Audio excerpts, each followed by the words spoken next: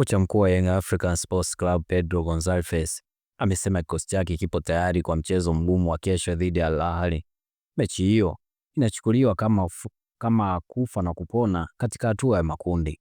Akizungumza na vyombo vya habari kuelekea mchezo huo, kocha Pedro amesema maandalizi ya timu yamefikia hatua nzuri na wachezaji wako tayari kupambana. Tayari tumeshafanya maandalizi yetu uwanjani na sasa tunaendelea na maandalizi mengine. Kama mchezo ungekuwa leo, ningeweza kusema kikosi kipo tayari. Tupo tayari kucheza mchezo mzuri kesho, huku tukiwaheshimu wapinzani wetu kwa sababu nao wana timu nzuri.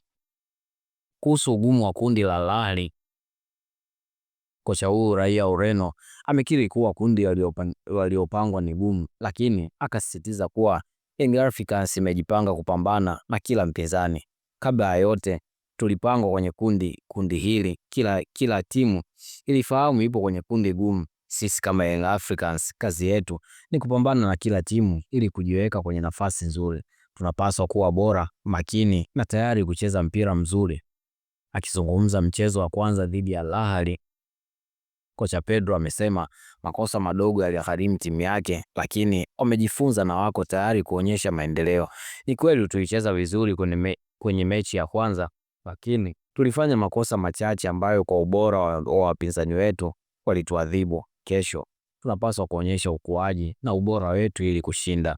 Mashabiki wanasubiri kwa hamasa kubwa mchezo wa kesho. Una umuhimu mkubwa kwa Young Africans Force katika mbio za kusonga mbele kwenye mashindano, huku mashabiki wakitarajiwa kuendelea kuiunga mkono timu yao kwa nguvu zote. Wewe kama shabiki wa Yanga, una maoni gani kuhusu mchezo wa kesho dhidi ya Al Ahly? Dondosha komenti yako hapo chini. Usisahau kulike, share na kusubscribe ili kuendelea kupata habari na matukio ya kimichezo.